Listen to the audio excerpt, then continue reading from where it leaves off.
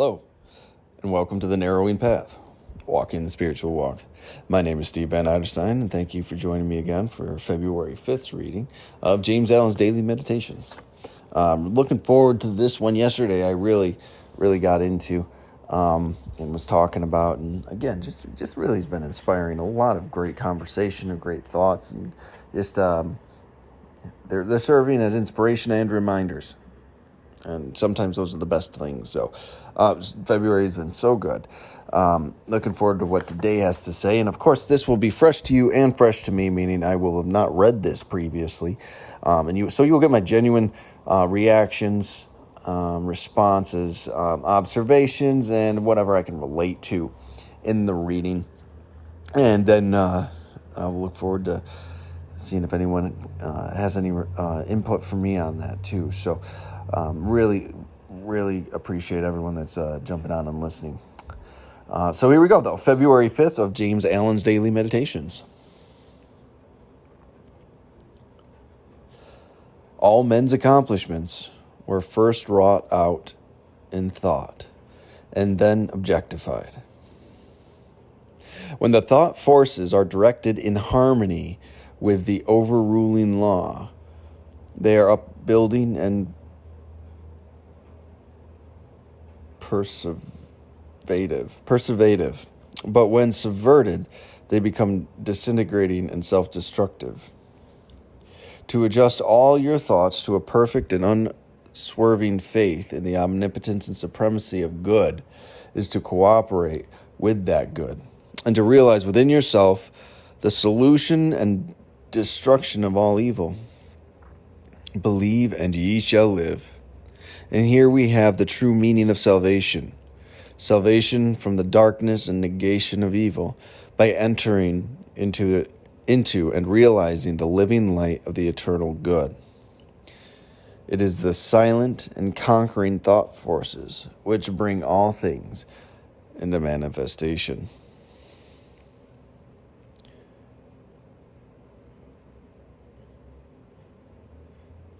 It opened with all men's accomplishments were first wrought out in thought and then objectivized. It's just going back to remembering that most things, everything starts as a thought. Every action, every inspiration, every achievement, it all starts out as a thought. Even if the action was quick following, right? Even if it was just a momentary action, a thought occurred before it. And it's easy to forget that too. And it goes on, when the thought forces are directed in harmony with the overruling law, the law of goodness, this is what it's talking about. They are upbuilding and persevative. I'm guessing that means persevering.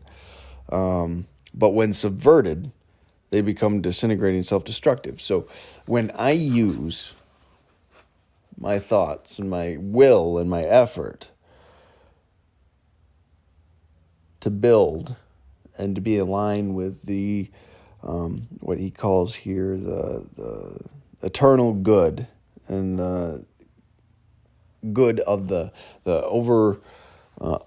arching good that is the universe, in this universe, and to align with that. When we use it for that, it's upbuilding and persevative. But when I use my thoughts to just serve myself, subverted, they become disintegrating and self-destructive. And I think that's been my whole life experience. Just all of my thoughts eventually became subverted, and they became disintegrating and self-destructive to everything in my life. I fed everything into my desire to just feel numb or comfortable in a moment, using things external to me, drugs, alcohol, distraction, anything. So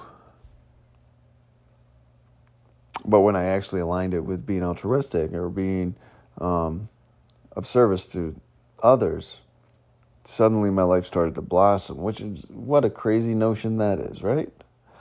I didn't even realize. And it's just one of those things that has been proven to be extremely true. To adjust all your thoughts to a perfect and unswerving faith in the omnipotence and supremacy of good, and to cooperate with that good, and to realize within yourself the solution. It says the solution and destruction of all evil. To align yourself with the good in this world and to be of service to it is the solution and destruction of all evil. That seems like a simple thing to do, right? It's not easy, but it really is that simple. And a lot of people say that's impossible. And I mean, when we think about it, yeah, if everyone just did the thing that would be of the greatest good, there'd be a lot less evil and pain and selfishness in this world. And things would run a lot smoother.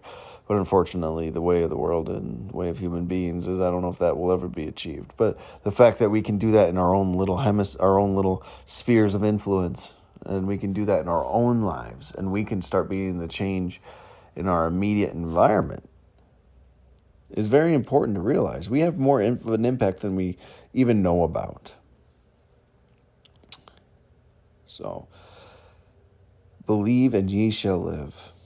And living is the ability to choose and have the freedom and live in that joy and happiness that is about living free from our selfishness and self-centeredness.